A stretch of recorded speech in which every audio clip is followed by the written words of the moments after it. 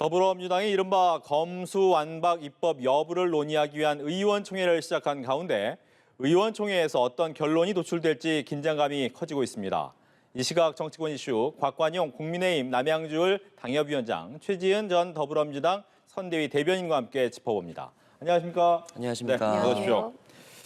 검수완박 입법 논의를 놓고 민주당 지금 의원총회 시작이 된 것 같은데 어떤 결론이 좀 나올 것으로 먼저 예상을 하시는지. 저는 검수완박이 당론으로 채택될 가능성도 굉장히 높다고 생각을 합니다. 네. 문재인 정부에서 5년 동안 검찰개혁 얘기를 했는데 지금 이렇게 끝나는 것은 마치 제도적으로 아직 완성이 되지 않고 끝나는 듯한 느낌을 두기 때문에 지금까지 했던 그 여러 가지의 과정에서 제도적으로 완결을 지어놓고 다음 정권으로 넘어가야 된다고 생각을 하고, 특히 윤석열 당선인 같은 경우에는 검찰총장 출신이고 또 검찰 개혁을 오히려 다 역행하고 원점으로 돌리려고 하는 듯한 여러 가지 발언을 하지 않으셨습니까? 검찰이 예산권도 부여하고 여러 가지 임명권도 부여하고 심지어는 우리나라가 행정, 입법, 사법뿐만 아니라 검찰까지 사부로 바뀌는 것이 아니냐라는 자조적인 비판도 있었거든요. 그래서 그런 일들이 일어나기 전에 민주당이 거대 정당이기 때문에 이 180석을 처음에 주신 그 거대 의석을 주신 그 지지층에 대한 의무이자 책임이라고 생각을 하고, 검수완박이라고 불리는 그 검찰과 경찰의 그 수사권에 대한 그 분업의 형태인데 그런 것을 좀 완성을 시켜야 된다고 생각합니다. 예, 의원총회가 좀 길어질 수도 있다 이런 얘기는 나오고 있지만 일단은 강행 처리 부분으로 갈 가능성이 높다. 결론이 나올 것이다. 저는 그렇게 생각합니다. 라고 예상을 네. 하셨습니다. 어떻게 들으셨습니까? 저도 비슷하게 생각을 하는 게요. 네. 지금 나오고 있는 얘기에 따르면 강행 처리 쪽으로 무게가 실릴 것으로 저도 예상을 하고 있습니다. 물론 민주당 당 내에서도 신중론을 펼치는 목소리들이 있는 것은 사실입니다.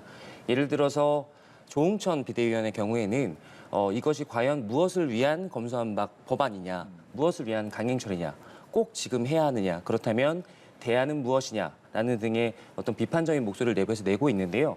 그러나 여전히 이런 논의들이 부딪힐 때 매파와 비둘기파가 부딪힐 때 항상 웬만하면 강경파가 승리하는 경우이고, 또 지금 최근에 이 속도에 관련해서 좀 강조를 하고 있기 때문에 실기에서는 안 된다, 이런 목소리의 무게가 실릴 것이다, 이렇게 예상하고 있습니다. 네, 화면에도 이제 신중론과 강경론의 모습을 저희가 좀 이야기를 해서 보여드리고 있는데, 문제는 이제 윤호중 비대위원장 같은 경우에 법안 통과시키면서 이달 내에 이제 통과시키면서 5월 3일에는 국무회의를 공포하는 일정으로 좀 하겠다라고 얘기를 하면서 이 청와대 조율 얘기도 또 나와요. 어떤 예상이 들까요? 아무래도 청와대하고 민주당하고 충분히 이 얘기에 대해서 얘기를 했을 가능성이 크지요. 그랬을 가능성이 큰데 사실 이 방향에 대해서 우리 검찰 개혁이 필요하다. 그리고 그 방향에 대해서는 저는 전 국민적 공감대가 있다고 생각을 합니다. 윤석열 검찰총장의 경우에도 본인의 배우자 당선인의 경우에도 배우자와 장모와 같은 그런 분들에 대한 수사를 내 식구 감싸기처럼 과연 공정하게 앞으로도 하실 것인가라는 것이 국민들이 좀 의문이 있고요. 또 그 윤핵관이라고 불리는 사람들이 대부분 검사 출신인데 이 우리나라가 검찰 공화국이 되는 것이 아니냐라는 그런 걱정도 있습니다. 그래서 지금 우리 이 대한민국에서 이 검찰 개혁이라는 것이 검찰이 권력에 따라서 다른 판단을 하는 경우가 굉장히 많았다. 그리고 검찰의 그 독립성과 중립성에 대해서 문제를 많이 제기를 하고 있는데, 검찰총장 출신의 대통령이 되고 주변 사람들이 다 검찰 출신으로 되면은 이 검찰 권력이 거의 사유화되는 것이 아니냐라는 걱정도 있거든요. 그래서 실제로 문재인 대통령의 임기 내에 할 수 있는 것에 대해서는 이게 조금 더 시간이 지나면 할 수 없기 때문에 지금까지 마무리를 해야 된다고 생각을 하고, 여기에 대해서 너무 지금 급하다 이런 말씀도 굉장히 많으신데, 동시에 민주당 지지층의 경우에는 왜 아직까지도 이것을 하지 않았냐라고 하시는 분들도 많거든요. 그래서 이 급하다는 것에 대해서도 굉장히 다양한 논란이 있고, 실제로 이런 정책을 실행을 하고 어느 정도의 부작용이 있고 문제가 있으면은 개정안으로서 다시 보완을 할 여지도 있습니다. 그렇기 때문에 이번에는 반드시 검수완박과 같은 이 중요한 공약사항이고 또 그 많은 민심이 반영된 이런 것들을 완성해야 된다고 생각합니다. 예, 윤석열 대통령 당선인이 취임하게 되면 이제 거부권을 행사할 수 있다. 그렇기 때문에 현 정부에서 빠르게 처리하는 것이 중요하다라는 입장을 갖고 있는데 여기에 대해서 국민의힘은 아무래도 대선 불복 얘기도 나오더라고요. 이걸 가지고 대선 불복까지 뭐 이야기하는 건 좀 지나칠 수 있는데요. 문제는 지금 말씀 주신 대로 이 방향성에 대한 전 국민적인 합의가 있다. 어느 정도 일리가 있을 수 있을 것 같습니다. 왜냐하면 한국의 사법기관 신뢰도 자체가 OECD에서 가장 낮은 수준이거든요. 그래서 이 검찰뿐 아니라 사법제도의 전반을 점검하고 혁신해서 이 국민의 신뢰를 회복할 필요가 있을 것 같다라는 거엔 동의할 수 있을 것 같습니다. 근데 두 가지 정도 쟁점이 있는 것 같습니다. 첫 번째로 왜 하필 지금인가? 5월 10일 차기 대통령 취임까지 한 달도 남지 않은 시점에서 무리하게 지금 추진하는 이유에 관해서 조금 문제의식이 있습니다. 이게 과연 가장 시급한 민생과 관련된 문제인가라고 하면 그렇지 않을 것 같다는 그런 생각이 들고요. 두 번째는 그렇다면 과연 대안은 있는가? 지금 현재 6대 범죄에 대한 직접 수사권을 그렇다면 경찰에게 줄지 혹은 제3의 기관을 신설해서 줄지에 대해서 어떤 구체적인 대안도 나오지 않은 그런 상황에서 무리하게 검찰을 무력화시키는 데만 급급하다는 인상, 그런 문제의식들이 팽배한 걸로 알고 있습니다. 네, 두 가지인 것 같습니다. 지금 법안 자체를 민생 법안이 아닌 이 검수완박을 첫 번째 법안으로 처리해야 될 만큼 시급한 일이냐라는 것이 첫 번째고, 두 번째는 관련돼서 그렇다면 어떠한 대안이 있느냐라는 것 같습니다. 네, 시급한 일이죠. 지금 다음 윤석열 정부가 출범을 하면은 영원히 할 수도 없을 것 같기 때문에 그 전에 하자는 것이 그 당위성이고요. 그 왜 지금 해야 되느냐에 대한 대답인데요. 사실 저도 말씀하신 것과 굉장히 동의를 하는 게 이 검찰 개혁이 정말 민생에 가장 중요한 문제냐, 우리가 또 이 얘기를 하고 있어야 되느냐에 대해서는 정말 동의를 하거든요.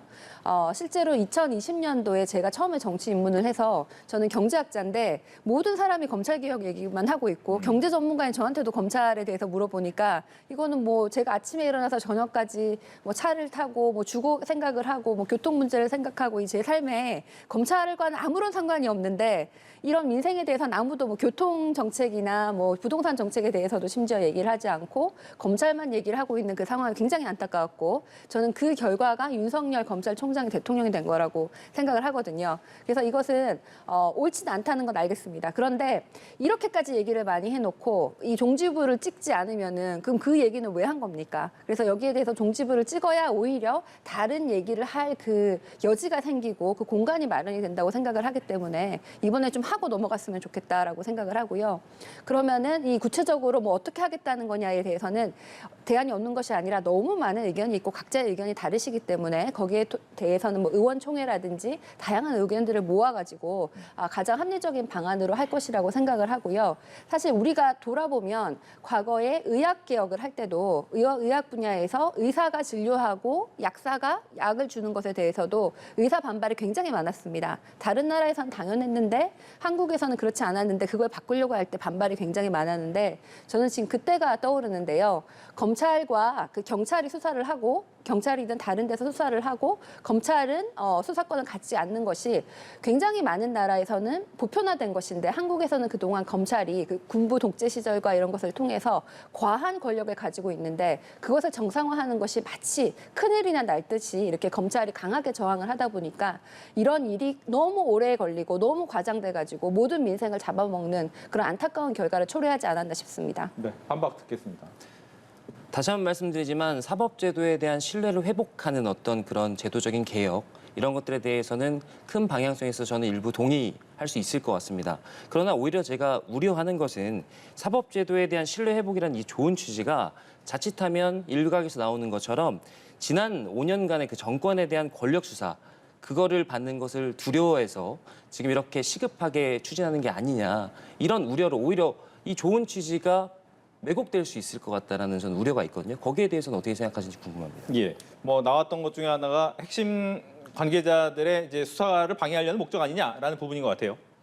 글쎄요, 이 검찰하고 뭐 수사권을 예를 들어서 경찰한테 이거를 한다든지 분리를 하는 것이 결국은 이 검찰과 경찰의 그 모든 행정부의 그 권력의 중심은 대통령인데 지금 대통령이 윤석열 당선인으로 넘어갔잖아요. 그리고 수사를 하는 곳이 뭐 그 대통령의 밑에 있는 뭐 밖에 나가는 것이 아니고 검찰이냐 경찰이냐 그 안에 있는 겁니다. 그런데 왜 수사권을 검찰이 안 가지면 마치 과거에 잘못한 사람을 뭐 이렇게 제대로 수사하지 않는다라고 생각하는 것도 굉장히 이상하고요.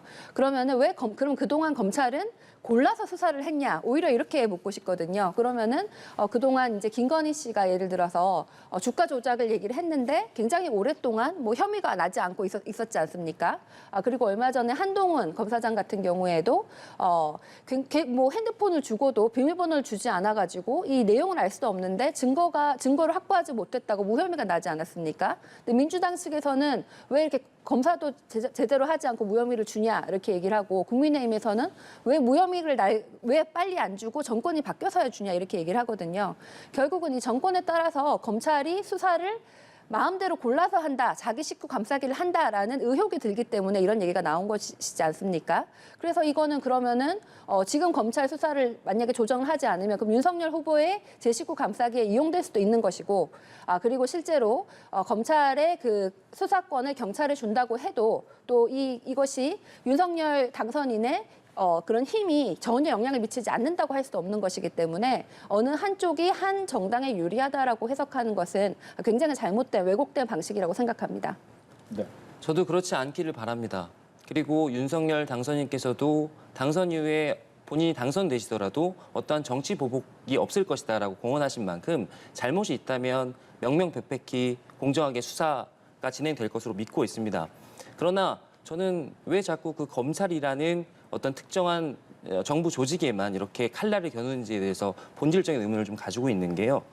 검경 수사권 조정 이후에 실제로 경찰 1인이 담당하는 사건이 너무 많아져서 좀 비효율적이라는 현장의 비판도 있고, 실제로 법조계에서도 오히려 수사권 조정의 전문성과 효과성에 대해서 회의적인 시각이 존재하고 있거든요. 이런 상황에서 아까 대변인 말씀하신 대로 어차피 조사해야 될 것은 조사가 될 것이다라고 생각한다면 같은 논리로 왜 그것이 굳이 검찰이어서는 안 되는가, 여기에 대해서는 조금 더 설명이 필요하다고 생각합니다. 알겠습니다. 두 분이 이제 팽팽하게 맞서고 있는데 한 가지만 더 질문드리겠습니다. 정의당 같은 경우에는 검수완박 꼭 지금 필요하냐라는 입장이고요. 만약 민주당의 입장에서 정의당이 도와주지 않는다면 필리버스터를 막을 수 있는 방법은 없을 것이고 결국 통과시키기 쉽지 않다라는 이야기가 나옵니다. 이 부분은 어떻게 하실 겁니까? 저는 앞으로도 충분한 대화와 필요하면은 전략적인 방법을 통해서도 통과를 아마 민주당은 시키려고 최선을 다할 것이라고 보고요. 정의당 같은 경우에는 지금 왜 이 시기냐라고 묻는 것은 타당한 지적이라고 생각을 합니다. 그런데 이 시기를 지나서 할 수 있느냐, 이게 한 가지 의문이고, 또 다른 것은 또 민주당의 굉장히 많은 지지자들이 왜 아직까지도 이걸 하지 않았냐, 이번에도 안 할 것이냐라고 묻고 있습니다. 그래서 어느 한 입장이 정의당의 입장이 대표적인 것이 아니고 다양한 이 의견이 굉장히 오랫동안 검찰 개혁을 보고 있었던 만큼 어느 정도 끝을 내고 이번 정부를 끝내는 것이 적절하다고 생각합니다. 알겠습니다. 관련돼서 아마 오늘 밤 늦게나 민주당에서 당론이 결정이 될 것 같으니까 그걸 보고 또 계속해서 다음에도 한번 이야기를 더 나눠보도록 하겠습니다. 다음 이슈로 넘어가 보겠습니다. 다음 이슈는 바로 박근혜 전 대통령 사저를 찾은 윤석열 대통령 당선인입니다. 어제부터 1박 2일 일정으로 대구와 경북 지역을 돌고 있는데요. 이 특히 이제 대통령 사저, 박 전 대통령 사저를 찾는 데는 의미가 좀 있을 것 같아요. 저는 인수의 입장이 가장 그냥 일반적이고 상식적이라고 생각하는데요. 네. 어떤 정치적인 의미보다는 이 만남 자체의 의미를 강조하는 것이, 그대로 받아들여 주시는 것이 맞지 않나 싶습니다. 이건 첫 번째로 당선인께서 통합의 약속을 지켜간다는 의미가 있는 것 같습니다. 대통령 선거 당시에도 윤석열 당선인께서는 통합을 여러 차례 강조하셨는데 박근혜 대통령과 과거에 구원이 있었으나 이제 그 갈등의 강을 건너서 진영 내의 신구간 통합, 나아가 대한민국을 통합하겠다, 이런 어떤 시그널을 주시는 거라고 생각을 하고요. 그리고 관련해서 아마 대통령 취임식에도 네. 직접 초청을 하시면서 화해 무드를 조성할 것으로 보이시는데요. 저는 개인적으로는 박근혜 전 대통령을 시작으로 여러 가지 사회적인 갈등의 골들이 있지 않겠습니까? 그런 것들을 당선인께서 직접 만나면서 소통하면서 해소할 것으로 그렇게 보고 있습니다. 네, 저희가 계속해서 화면으로 보여드렸지만 윤석열 당선인이 차에서 내려서 유영아 유영아 변호사, 이번에 대구시장에 이제 출마를 선언했던 유영아 시장과 악수를 하고 사저 안으로 들어가는 모습을 계속해서 보여드리고 있습니다. 아마 배석한 상태에서 이야기가 좀 이야기를 나눌 것이다라는 얘기가 나오고 있는데요. 지금 사저로 방문한 지는 약 20분 정도 시간이 흐르고 있는 상태입니다. 어떤 이야기가 좀 나올지도 더 궁금해지는 상황인데, 조금 전에 잠깐 이야기가 나왔다시피 이제 대통령 취임식에 초청을 할 것이다라는 얘기가 나오는데, 일각에서는 또 과연 맞는 얘기냐 이런 얘기도 나옵니다. 뭐 저는 당연히 초청할 수 있다고 생각을 합니다. 전직 대통령이시고 또 사면이 된 만큼 대통령을 항상 취임식에 초대해 왔고, 그래서 이제 초대를 하고 가시는 것도 뭐 맞다고 생각하는데, 다만 이번에 박근혜 전 대통령이 유영아 변호사의 그 후보에 대해서 후원 회장을 맡고, 또 심지어는 그런 유튜브 방송 같은 데서 강하게 지지 선언을 한 것은 굉장히 의외였고, 전직 대통령께서 여태까지 어떤 특정 인물에 대해서 그 정도로 정치적으로 지지를 하셨던 적이 없는 것 같은데, 특히 탄핵까지 당하시고 사면 복권 이후에도 그런 활동을 하시는 것은 대구 선거라든지 일부 지역에는 영향력을 미칠 수 있다, 이렇게 보이거든요. 그래서 윤 당선인이 이렇게 빨리 대구에 간 것도 통합의 메시지가 굉장히 큰 그림이겠습니다마는, 그 안에는 지금 대구에서 그 박근혜 후보로 이렇게 지지층이 결집하고 여기에 대한 불안감, 이런 것을 좀 보여주고 있지도 않나 싶습니다. 네, 아마 유영아 후보의 지지 연설 때문에 이런 얘기가 더 많이 나오고 있는데, 당내에서는 그 부분을 어떻게 보고 있습니까? 공교롭게도 최근에 박근혜 전 대통령께서 유영아 후보에 대해서 후원회장을 맡으면서, 그리고 마침 그 시기에 지금 윤석열 당선인과 만남을 가지면서 이런 것들이 같이 얽혀서 지금 해석이 되고 있는데요. 박근혜 전 대통령의 정치활동 재개와는 오늘 만남은 저는 크게 관계가 없는 것으로 이렇게 당에서는 파악하고 있습니다. 물론 6월 지방선거를 앞둔 아주 민감한 시기이기 때문에 이렇게 보실 수도 있겠지만, 이 민감한 정치 현안이나 선거와 관련된 구체적인 사항이 아마도 오늘 논의되기는 어려울 것이라고 보고요. 박근혜 전 대통령의 정치활동 재개는 이런 개인적인 선택을 존중할 문제지만 오늘의 이런 만남과는 결부시킬 사항이 아니다라는 것이 대체적인 입장입니다. 알겠습니다. 이제 내각 인선 얘기로 좀 넘어가 보도록 하겠습니다. 내각 인선이 이제 후속으로도 2차가 나올 것 같은데, 현재까지 인선은 어떻게 보셨는지 궁금하네요. 뭐 저는 굉장히 안정적으로 무난한 분들이 그래도 많으시다라고 생각을 하고요. 네. 뭐 윤리적인 잣대라든지 그분의 정책 비전에 대해서는 민주당이 성곡 검증을 해야 되지만 전반적으로 뭐 무난한 인사라고는 생각을 합니다. 그런데 이런 인선을 통해서 윤석열 당선인이 보이는 국정 철학이라든지 향후 뭐 비전에 대해서는 별로 그림이 그려지지 않는다는 지적을 하고 싶은데요.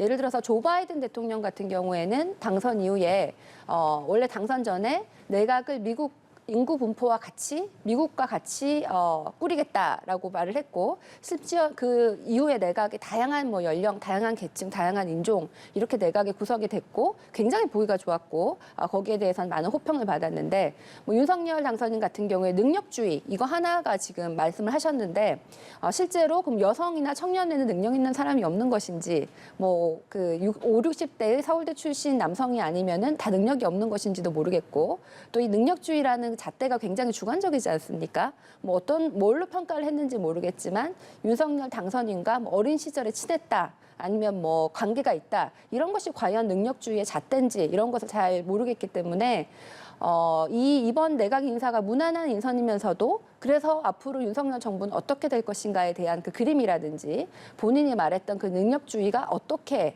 무슨 근거로 평가가 되었는지 이런 것에 대한 의문은 듭니다. 네, 능력주의에 대해서 의문을 제기했습니다. 이 능력주의라는 것, 그다음에 그 뒤에 붙이신 말에 청년과 여성 중에서는 능력 있는 사람이 없다는 것인지라는 말 자체가 함께 올 수 없는 말인 것 같습니다. 무슨 얘기냐면 능력이 있다면 어떤 사람이든 어떤 성별이든 계층이든 두루 인선될 수 있다라는 원칙을 다시 한번 보여주신 거고요. 그리고 그런 차원에서 지금 공교롭게도 1차 인선에 포함된 분들이 60대 남성 위주다라는 그런 평가가 나오고 있는데, 그런 것들은 여러 가지 능력들을 분야별로 골고루 평가하다 보니 어떤 일종의 쿼터 같은 것을 두지 않고 이렇게 인선한 결과다 이렇게 봐주시면 될 것 같고요. 그리고 전체적으로 인선의 안정성과 더불어서 이 속도를 계속해서 인수위 차원에서 강조해왔는데 지금 민생 현안들이 여러 가지로 시급한 만큼 최대한 빠르고 또 거기에 적합한 분들로 그렇게 계속해서 인선이 진행될 것으로 그렇게 보고 있습니다. 네, 관련돼서 하나만 더 질문을 드리겠습니다. 국민의당 이 이태규 의원 같은 경우에는 인수위에서 자진 사퇴하셨어요.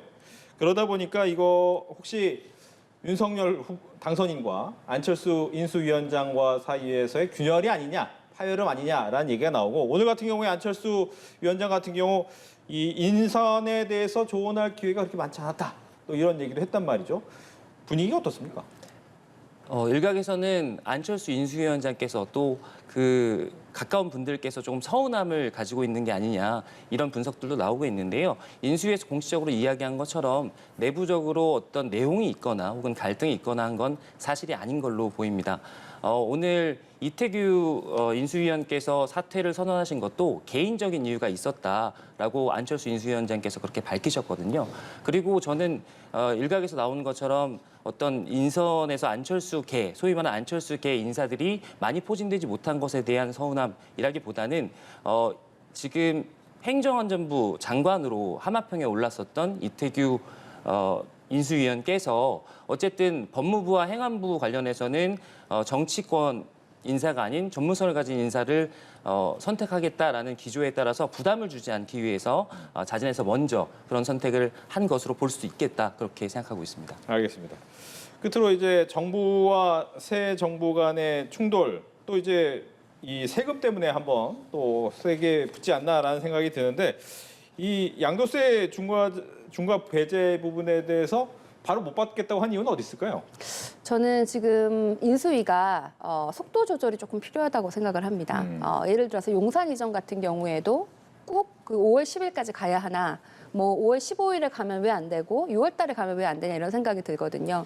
좀 이 과정에 대해서 굉장히 무리하게 밀어붙이는 측면이 있다고 생각을 하는데 세제와 부동산 정책도 마찬가지입니다. 굉장히 조심해서 설계를 해야 된다고 생각을 하고 지금 정책이 맞아서 그대로 가자는 것이 아니라 정책을 바꿀 때 굉장히 정교하게 그리고 많은 소통과 공론화 이후에 바꾸자라는 것이고 실제로 인수위가 지금 출범한 이후에 부동산 집값 하락세가 끊기고 다시 올라가는 지역도 있고 뭐 특정 지역에서는 오히려 더 많이 올라가기도 하고 이러거든요. 그래서 지금 인수위의 여러 가지 이 인수위에서 실제로 얘기한 것들이 유출되면서 또 그런 시장의 교란이 있었던 사례도 있습니다. 그래서 이 인수위에서 얘기하는 것이 시장에 과도한 영향을 미치는 것에 대해서는 굉장히 신중해야 되고 굉장히 정교하게 움직여야 된다는 말씀을 드립니다. 네, 정책이 잘 됐다 잘못됐다가 아니라 좀 더 신중하게 접근할 필요가 있다. 얘기 듣겠습니다. 물론 지금 이번 인수위 안 자체를 청와대에서 거부한 거는 저는 일견 이해가 됩니다. 왜냐하면 그동안 정부에서 유지해왔던 철학과 기조를 유지하고 그리고 지금 정권이 교체되기 직전까지 어쨌든 유지해 가겠다. 그리고 그것들을 국민들께 혼란을 주지 않기 위해서 유지하겠다라는 입장 자체는 이해가 되고요. 그러나 마찬가지로 당선인께서 그간 선거 기간 동안에 계속해서 이야기했던 조세 정책이나 부동산 정책의 철학과 기조가 있기 때문에 그것은 어쨌든 지금 인수위가 정권을 안정적으로 인수받고 난 뒤에 5월 11일부터는 그냥 그 철학대로 그렇게 추진할 것으로 그렇게 보고 있습니다. 알겠습니다. 이렇게 해서 정치권 이슈 두 분과 함께 이야기 나눠봤습니다. 오늘 얘기 잘 들었습니다. 고맙습니다. 고맙습니다.